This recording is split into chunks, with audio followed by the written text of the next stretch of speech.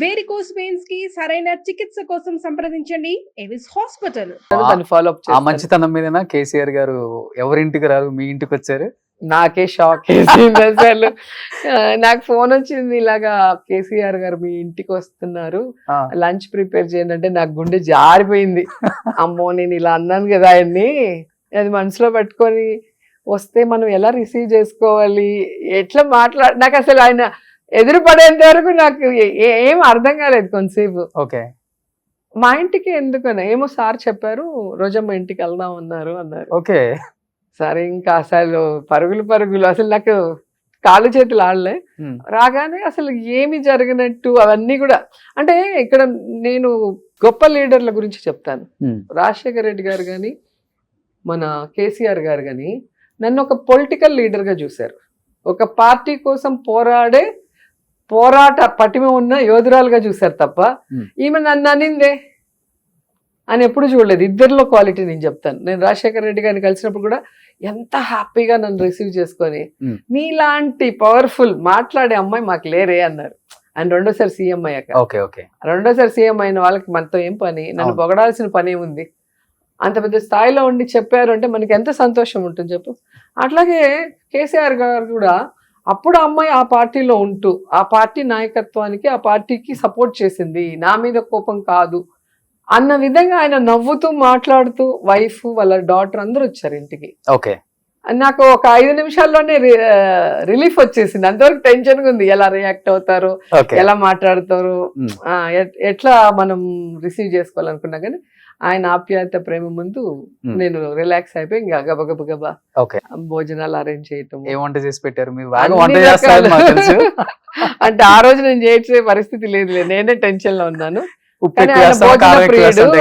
మంచిగా ఆయనకు నచ్చినవి అన్ని చేసి పెట్టాం.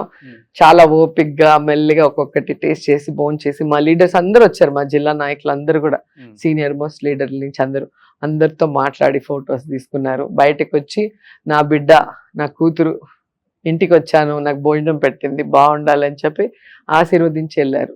సో నేను ఆయన దగ్గర ఏమి ఎక్స్పెక్ట్ చేయలేదు, ఆయన నా దగ్గర నేను ఇచ్చేంత స్థాయిలో లేను, ఆయనకి ఏమైనా ఇచ్చే స్థాయిలో.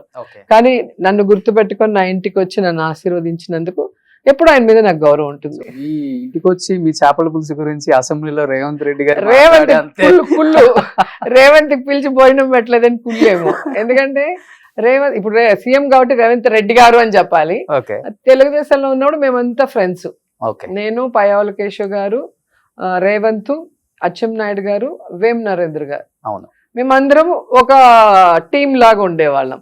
సో ప్రెస్ మీట్స్ అన్నా లేదంటే వేరే టీవీలకి డిబేట్స్కి వెళ్ళినా కూడా ఎక్కువ టైం లైబ్రరీలో కూర్చొని ముందువన్నీ చూస్తుంటాం, ఎవరు ఏంటి ఎలా ఏం మాట్లాడితే బాగుంటుందని. అందరం కూడా స్పోక్స్ పర్సన్సే కదా, నేను చెప్పిన పేర్లన్నీ కూడా ఆల్మోస్ట్ అందరం కూడా పార్టీకి స్ట్రాంగ్ పిల్లర్స్ గా ఉన్నాం అప్పుడు, అంత యంగ్స్టర్స్ లాగా ఆ టైంలో మేము.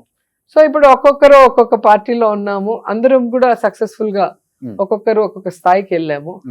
సో ఉంటారు ఎప్పుడన్నా మీరంతా అసలుకి ఎంత సీఎం అయ్యాక కలవలేదు, సీఎం ముందు వరకు కలిసారా, బర్త్డేకి వస్తారు లేదా ఇంటికి వస్తారు, కలవటం అట్లా ఉంటుంది. కానీ ఇంకా ఇప్పుడు ఉన్న సిచ్యువేషన్ లో కలవలేదు. అనిపించింది ఎప్పుడైనా కానీ రేవంత్ గారు ఈ పొజిషన్ కి వస్తారు, ఆయన కష్టం ఆయన డెడికేషన్ అందరు చూసి అంటే అనర్గళంగా తెలంగాణలో కాంగ్రెస్ పార్టీకి రేవంత్ వచ్చి సీఎం అవుతాడని ఎవరు కలగన్నారు. ఫస్ట్ ఆఫ్ ఆల్ ఒకటి. రెండవది కాంగ్రెస్ లో అంతా కూడా సీఎం క్యాండిడేట్ స్థాయి వాళ్ళే ఉంటారు, ఎక్కువ మంది senior most leaders, individual capacity ఉన్న వాళ్ళు. వీళ్ళందరినీ కాదని రేవంత్ అవుతారు అని కూడా నేను ఎప్పుడు అనుకోలేదు. కానీ అప్పుడే మేము తెలుగుదేశంలో ఉన్నప్పుడే రేవంత్ అనేవాడు, ఒక్క రోజైనా సీఎం అవ్వాలి అంటే మేము నవ్వుకునే వాళ్ళం చూసి రేవంత్. ఇప్పుడు అనుకుంటా అప్పుడేమో నవ్వుకున్నప్పుడు నిజంగా అయిపోయాడు అనుకున్నాను నేనైతే. ఎందుకంటే తను జడ్పీటీసీగా కంటెస్ట్ చేశాడు, తర్వాత ఎమ్మెల్సీగా కంటెస్ట్ చేసి మళ్ళీ టీడీపీలోకి వచ్చారు. సో అప్పటి నుంచి రెబల్ గానే ఉన్నారు. సో మీరు పోరాట యోధురాలు, ఆయన పోరాట యోధుడు అని చెప్పుకోవచ్చు, అంతే కదా? నిజమే కదా. మరి ఒక జడ్పీటీసీ నుంచి ఒక సీఎం స్థాయికి రావటం అంటే మామూలు మాటలు కాదు కదా. సో ఆయన డ్రీమ్ 1 డే అవ్వాలనుకున్నాడు, 1 డే ఏంటి అసలు ఫుల్ టైం అయిపోయాడు, ఫుల్ టైం చీఫ్ మినిస్టర్. అంతే కదా. ఇప్పుడు మన ఫ్రెండ్స్ ట్రూప్ లో ఒకరు వచ్చి పయ్యావుల కేశవ్, ఇప్పుడు ఆయన లేట్ గా అయ్యాడు, అందరికన్నా లేట్ గా మినిస్టర్ అయింది ఆయన. మా అందరికన్నా సీనియర్ మోస్ట్ ఎన్టీఆర్ గారు ఉన్నప్పటి నుంచి ఉన్నారు. సో నేను మంత్రి అయ్యాను, రేవంత్ సీఎం అయ్యాడు, అచ్చెన్నాయుడు గారు మంత్రి అయ్యారు. Hmm. సో ఇట్లా అందరూ ఆల్మోస్ట్ బాగానే సెటిల్ అయ్యాం కాబట్టి అదొక హ్యాపీనెస్. ఓకే, సో ఎప్పుడైనా వెళ్ళి విష్ చేసి కలవాలనిపించిందా రేవంత్ గారిని? ఇక్కడి నుంచే విష్ చేస్తాం ఏముంది.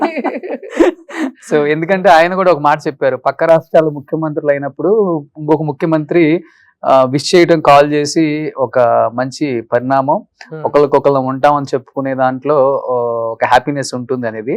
బట్ జగన్మోహన్ రెడ్డి గారు కనీసం ఫోన్ చేసి చీఫ్ మినిస్టర్ అయ్యారని విష్ కూడా చేయలేదు నాకు అని కూడా ఓపెన్ గా స్టేట్మెంట్ ఇచ్చారు.